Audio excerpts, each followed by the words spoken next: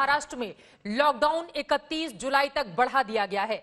31 जुलाई तक लॉकडाउन बढ़ाने का फैसला उद्धव सरकार की ओर से किया गया है।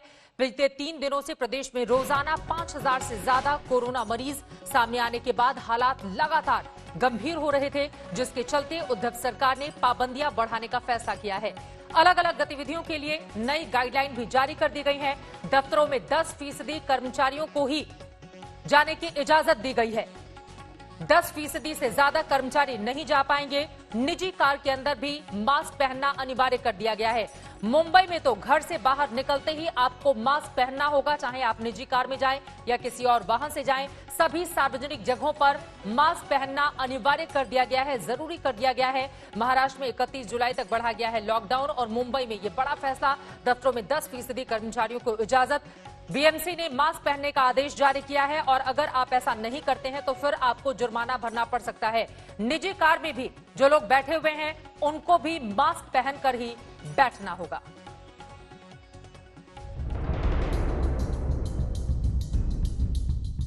आंकड़े पहले ही बता रहे थे कि महाराष्ट्र में कोरोना की जंग बहुत भीषण है और जिस अंदाज में लड़ी जा रही है वैसे तो जीत पाने की गुंजाइश बेहद कम है। लिहाजा कोई बड़ा फैसला जरूरी था और आज उद्धव सरकार ने वो फैसला ले ही लिया।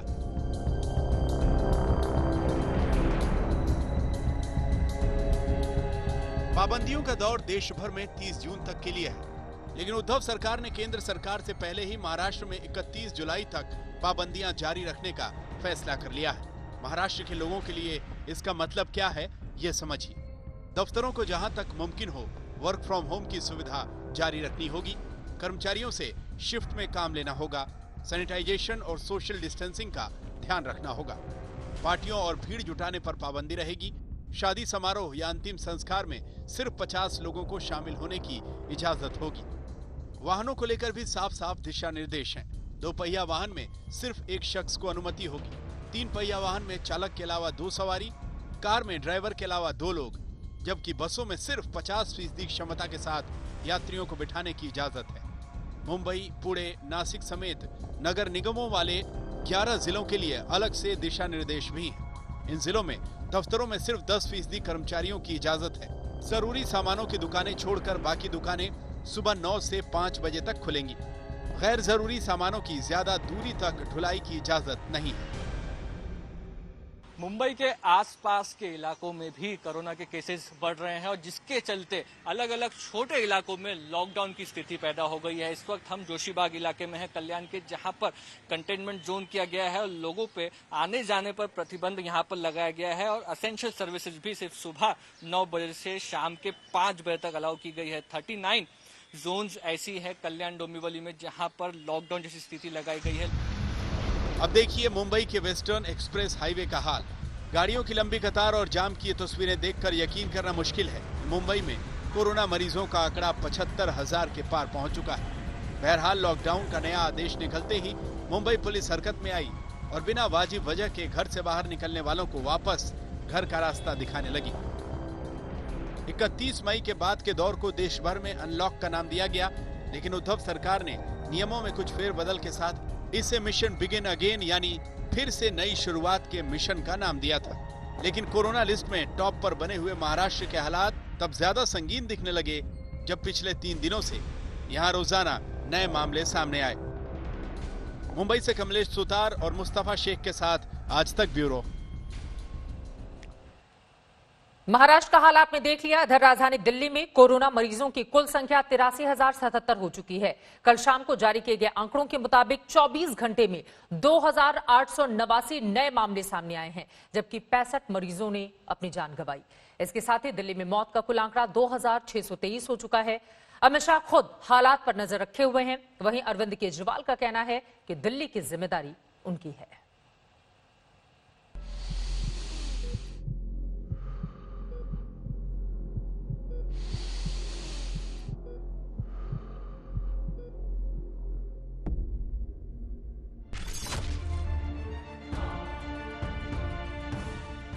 दिल्ली में कोरोना के केस हर दिन रिकॉर्ड रफ्तार से बढ़ रहे हैं। कोरोना का मीटर अब 83,000 केस को पार कर चुका है।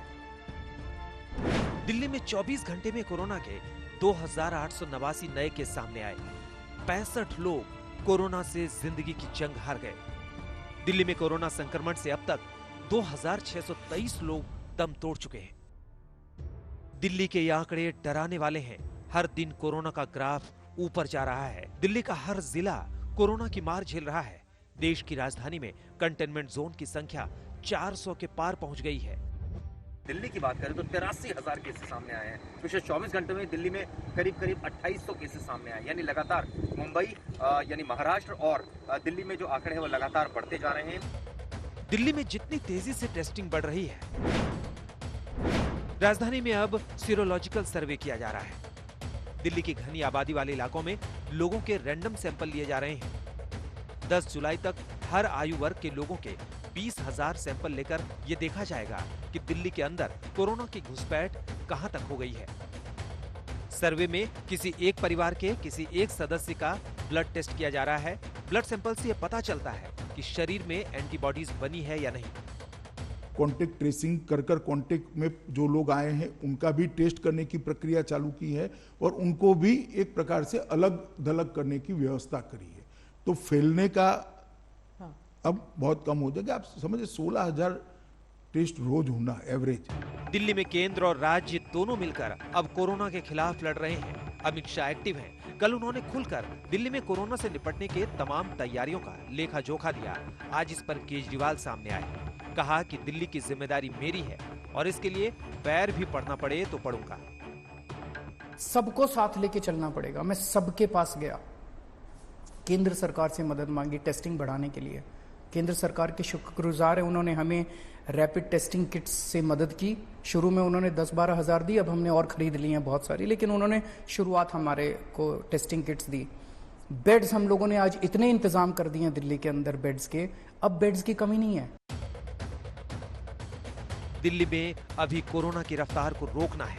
अमित शाह का दावा है कि दिल्ली की सरकार के साथ कदम से कदम मिलाकर चल रहे हैं।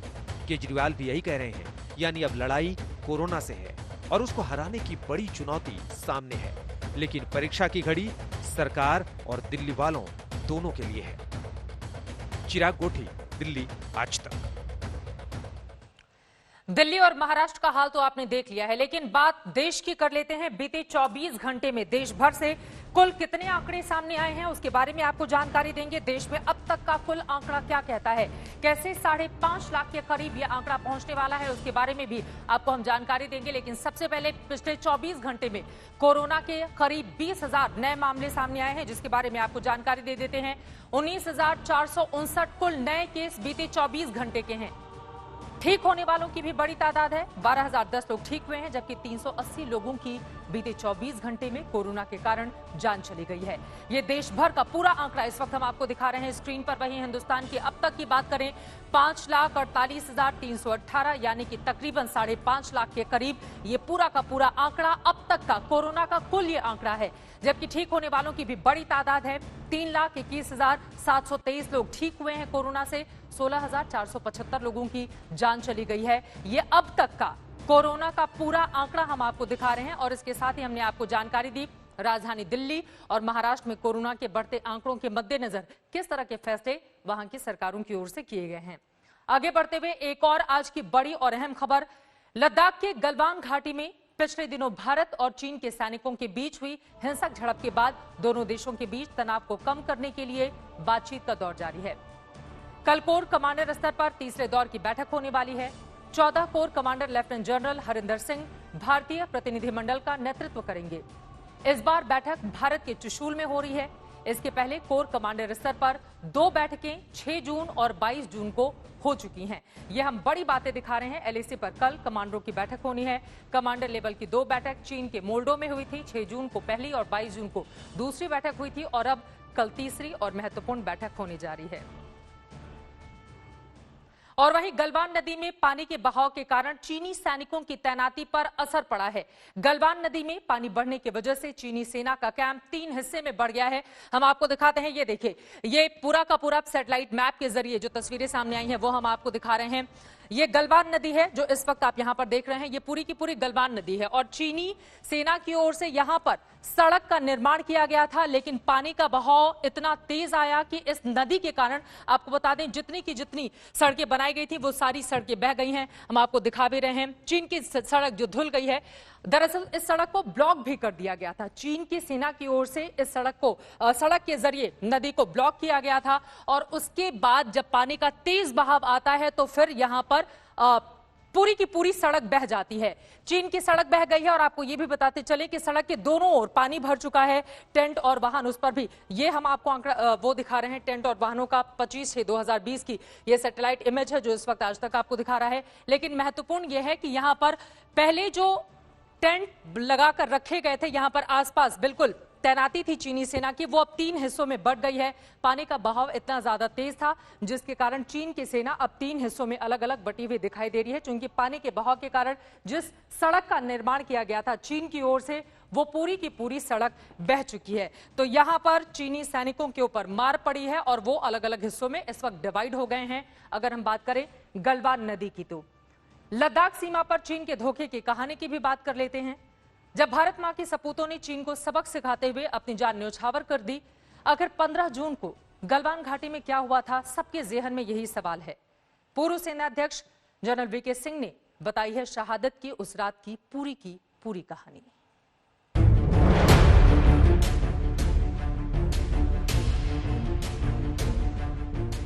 15 जून वो तारीख जो चीन को ऐसा जख्म दे गई जिसके घाव रह रहकर ड्रैगन को याद आएंगे। हिंदुस्तान की 20 बहादुर जाबाजों की शहादत की वो दास्तां जिसने चीन की चाल दुनिया के सामने बेनकाब कर दी। लद्दाख की सीमा पर बहादुरी और साजिश का वो संघर्ष जिसमें चीन को मुंह की खानी पड़ी, जिसकी शुरुआत एक टेंट और पेट्रोलिंग को लेकर शुरू हुई।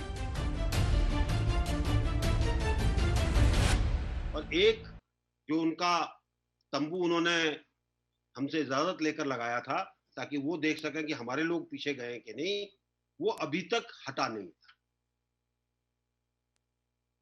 कहा सुनी हुई, तंबू हटाने का हुक्म दिया हमारे कमांडिंग ऑफिसर ने, और जब वो तंबू हटाने लगे चीनी सैनिक, उस तंबू में आग लग गई। उन्होंने क्या रख रखा था किसी को नहीं, पहला ख्याल जो सबके मन में आएगा उन्होंने आग लगाई, ऐसा ही है ना।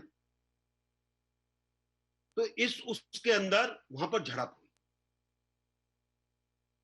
और इस झड़प के अंदर हमारे लोग चीनियों के ऊपर हावी हुए। चीन के साथ हुई झड़प में भारतीय जाबाजों ने चंद मिनटों में चीन की हालत पतली कर दी। चीन को दूसरी पोस्ट से अपने साथियों को बुलाना पड़ा। इधर भारतीय सैनिकों ने भी अपने साथियों को बुलाया। चीन की तरफ सैनिक पास थे और रास्ता ठीक था। ऐसे में उनके सैनिक पहले पहुंच गए। इस दौरान दोनों देशों के सैनिकों के बीच जमकर हाथापाई हुई, क्योंकि इलाके में हथियार का इस्तेमाल वर्जित था। चीन ने अपने और लोग बुलाए, हमारे लोगों ने भी अपने और लोग बुलाए।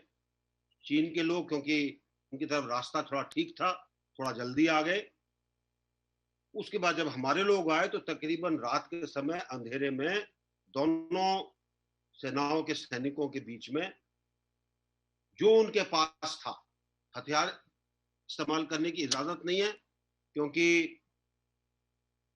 एग्रीमेंट किया हुआ है, और अंधेरे में जहां 500-600 लोग इकट्ठे गुत्थम गुत्था हो रहे हो, एक आदमी अगर इस्तेमाल कर ले हथियार तो आप सोचिए उसका क्या असर हो।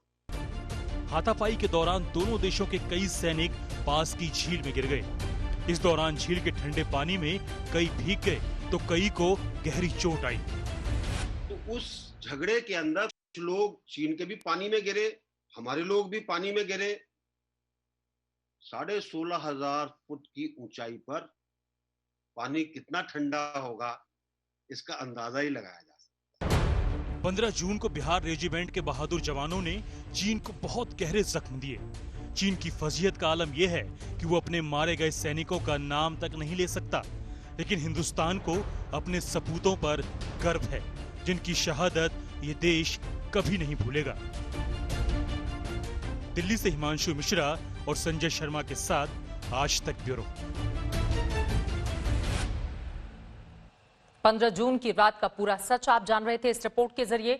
आगे बढ़ते हुए आज की एक और बड़ी खबर, डीजल पेट्रोल के दामों में बेतहाशा इजाफे को लेकर आज कांग्रेस ने देश भर में केंद्र सरकार के खिलाफ विरोध का बिगुल फूंक दिया। सड़क पर उतरे कांग्रेसी नेताओं ने कहीं बैलगाड़ी चलाई तो कहीं स्कूटर और बाइक को ठेला गाड़ी पर घसीटा।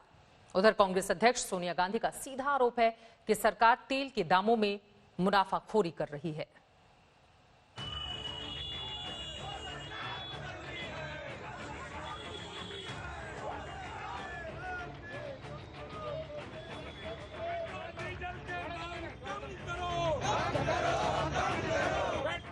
ढाई महीने के लॉकडाउन में लोगों की जेबें पहले से ही खाली हो चुकी हैं।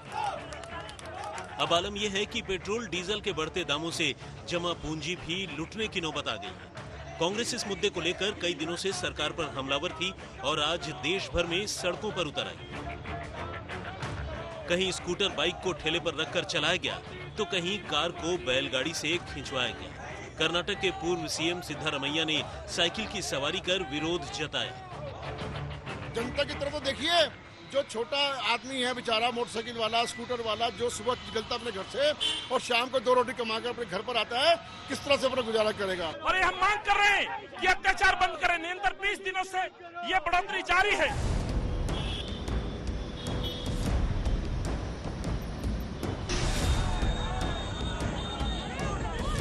कांग्रेस ने पेट्रोल डीजल की महंगाई से लोगों की परेशानी को लेकर speak up against fuel hike के नाम से बाकायदा एक अभियान चलाया था और लोगों से इसमें जुड़ने की अपील भी की थी। इसे लेकर सोशल मीडिया पर वीडियो भी जारी किया गया। कांग्रेस का आरोप है कि सरकार पेट्रोल डीजल में मुनाफाखोरी पर उतारू है। सरकार की जिम्मेदारी यह है कि मुश्किल समय में देशवासियों का सहारा बने, उनकी मुसीबत का फायदा उठाकर मुनाफाखोरी न करे। 8 पैसे 12 पैसे जैसे छोटे छोटे इजाफे करते करते जून में ही कुल 23 बार पेट्रोल डीजल के दाम बढ़ाए जा चुके हैं। नतीजा ये हुआ कि जून महीने में दिल्ली में डीजल का दाम 11 रुपए बढ़ गया और पेट्रोल 9 रुपए महंगा हो गया। दिल्ली में तो डीजल के दाम पेट्रोल से भी ज्यादा हो चुके हैं। ट्रांसपोर्टरों में बहुत ज्यादा रोष है और 2-4 दिन के अंदर अंदर हम अपने इलाके के सभी, चाहे वो एसडीएम हो, चाहे मुख्यमंत्री हो, चाहे मंत्री हो, उनको जाकर के अपने अपने गोदामों की और अपनी गाड़ियों की चाबियां वापस कराएंगे, चाबियां उनके पास रखवाएंगे कि हम काम नहीं कर सकते। ये भी सच है कि कोरोना महामारी के चलते मांग घटने की वजह से इस वक्त कच्चे तेल के दाम सबसे निचले स्तर पर हैं। इसके बावजूद डीजल पेट्रोल के दाम 7वें आसमान पर। कच्चे तेल का दाम गिरता ही जा रहा है, ऑल टाइम लो है कच्चे तेल का दाम, मगर हिंदुस्तान में पेट्रोल और डीजल का दाम सबसे ऊंचा है।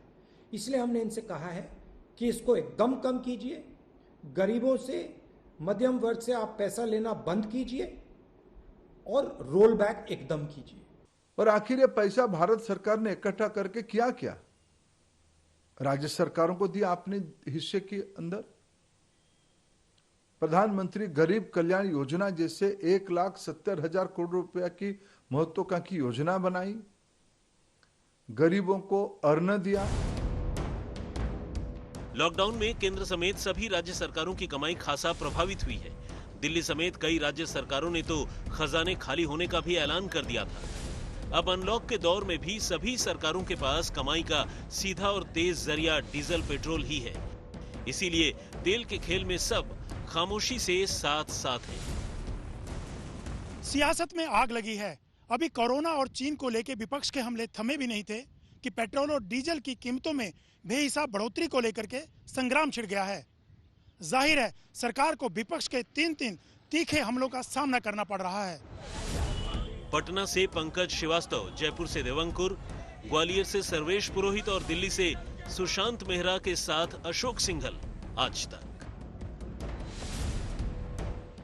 तेल पर दिल्ली का विरोध तो और साथ ही सियासत आपने देख लिया। अब देश के अलग अलग हिस्सों में तेल में लगी आक्रोश की आग को दिखाते हैं। जम्मू से लेकर रांची की सड़कों पर महंगे तेल के खिलाफ आज मोर्चा दिखा। अलग अलग हिस्सों से जो तस्वीरें सामने आई हैं आपके सामने है। राजधानी दिल्ली, अमृतसर, लखनऊ, पटना, जयपुर, जम्मू, सूरत, रांची, देहरादून, सोनीपत की ये तस्वीरें हैं। तेल की कीमतों पर शहर शहर आक्रोश, क्योंकि 80 के पार तेल जा पहुंचा है, जिसके मद्देनजर आज लोगों ने विरोध प्रदर्शन किया। एक तरफ महंगाई की मार और लॉकडाउन के दौरान वैसे ही लोगों के ऊपर बोझ पड़ा था।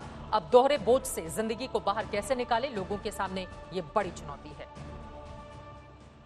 आगे बढ़ते हुए बात अब मध्य प्रदेश की कर लेते हैं, जहां पर कोरोना संकट के बीच शिवराज सरकार तो बन गई, लेकिन मंत्रिमंडल का विस्तार ठीक से नहीं हो पाया। ऐसे में अब शिवराज सरकार जल्द मंत्रिमंडल के विस्तार की तैयारी कर रही है, जिसे लेकर माथापच्ची का दौर जारी है।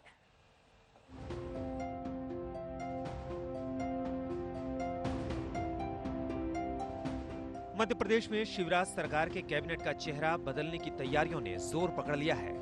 सीएम शिवराज कैबिनेट के विस्तार को लेकर दिल्ली पहुंचे, जहां पार्टी के वरिष्ठ नेताओं के साथ लंबी माथापच्ची हुई। गृह मंत्री अमित शाह के निवास पर मुख्यमंत्री शिवराज सिंह चौहान, प्रदेश अध्यक्ष वीडी शर्मा और संगठन महामंत्री सुहास भगत की बैठक काफी देर तक चली। इससे पहले तीनों नेताओं ने बीजेपी अध्यक्ष जेपी नड्डा और केंद्रीय मंत्री नरेंद्र तोमर से भी मुलाकात की थी। वहीं पीएम मोदी के साथ भी शिवराज ने हालातों को लेकर चर्चा की। माना जा रहा है कि दिल्ली से लिस्ट तैयार करने के बाद अगले 2 दिन में मंत्रिमंडल विस्तार हो सकता है, जिसका इशारा शिवराज सिंह ने कुछ दिन पहले ही कर दिया था। शीघ्र ही मंत्रिमंडल का विस्तार होने वाला है। विस्तार के सब पहलुओं पर हमने विस्तृत चर्चा की है। दिल्ली में चर्चा होनी है और उसके बाद बहुत जल्दी मंत्रिमंडल का गठन होगा। शिवराज के सामने बड़ी चुनौती जातिगत समीकरणों के अलावा सिंधिया समर्थकों और बीजेपी नेताओं को साधने की भी रहेगी, क्योंकि मंत्रिमंडल विस्तार में जरा सी भी नाराजगी का असर मध्य प्रदेश में 24 सीटों पर होने वाले उपचुनावों पर भी पड़ सकता है। यही वजह है कि शिवराज सिंह ने मंत्रिमंडल को लेकर ज्योतिरादित्य सिंधिया से भी मुलाकात की। शिवराज की मिनी कैबिनेट में सिंधिया समर्थक तुलसी सिलावट और गोविंद सिंह राजपूत को मंत्री पद दिया गया था।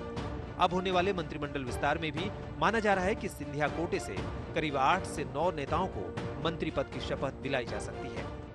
मॉनसून सत्र विधानसभा का जुलाई में है, ऐसे में उससे पहले मंत्रिमंडल का गठन होना बेहद ज्यादा जरूरी हो जाता है पूरे मंत्रिमंडल का, और इसीलिए माना जा रहा है कि जल्द ही मध्य प्रदेश में ये बहुप्रतीक्षित मंत्रिमंडल विस्तार जो है वो साकार होगा। उत्तर प्रदेश की राज्यपाल आनंदीबेन पटेल को मध्य प्रदेश के राज्यपाल का अतिरिक्त कार्यभार दिए जाने के साथ ही शिवराज कैबिनेट विस्तार को लेकर सियासी सरगर्मी तेज हो गई है। माना जा रहा है कि शिवराज कैबिनेट के नाम तय कर लिए गए हैं। बीजेपी के आला नेताओं की मुहर लगने के बाद 2 दिन में शपथ दिलाई जा सकती है। रवीश पाल सिंह, भोपाल, आज तक।